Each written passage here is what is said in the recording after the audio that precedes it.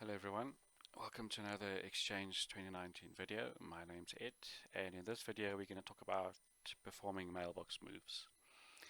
Now there are two ways, actually three ways which you can do this. You can firstly log into the Exchange Admin Center, click on recipients and then mailboxes, and you can click on a user account if you want to do one user, and on the right hand side where the properties are, you'll see there's a place here called Move Mailbox. You can click to another database and it'll open up a new page, essentially creating you a batch, and you can call it user 4 migration.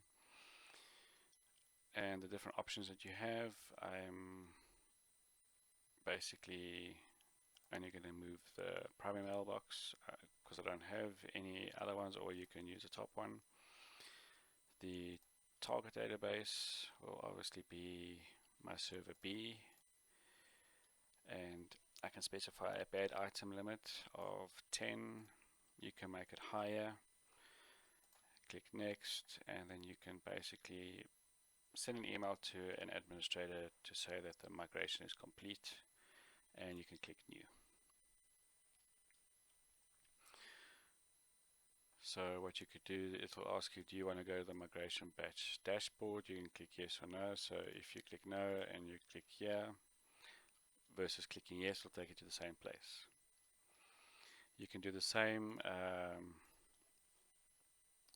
scenario in Powershell, where we can first find the mailbox. So I'm going to move my mailbox, which is on server B. So I'm going to move mailbox,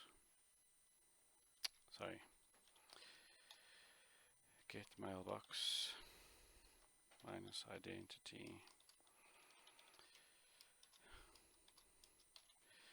new move request minus target database, and to find the databases, can come here, can copy this and can paste it in, and can basically press enter. So now if you want to monitor what's going on here, you can say get move request, you can pipe it, get move request statistics. As you can see, my mailbox is currently moving.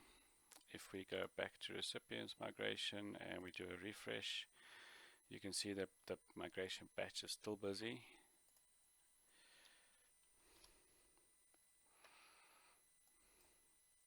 So you can see there, complete. Now obviously the bigger the mailbox, the longer it's going to take to move.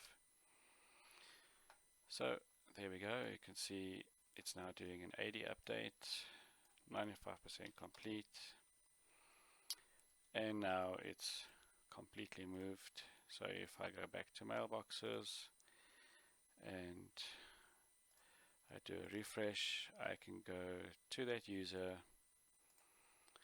and I can see now that it is sitting on 201. I'm just using the last 3 digits, and you can see 201 is where I moved it to. And that is how easy it is to move mailboxes. Thank you very much for watching.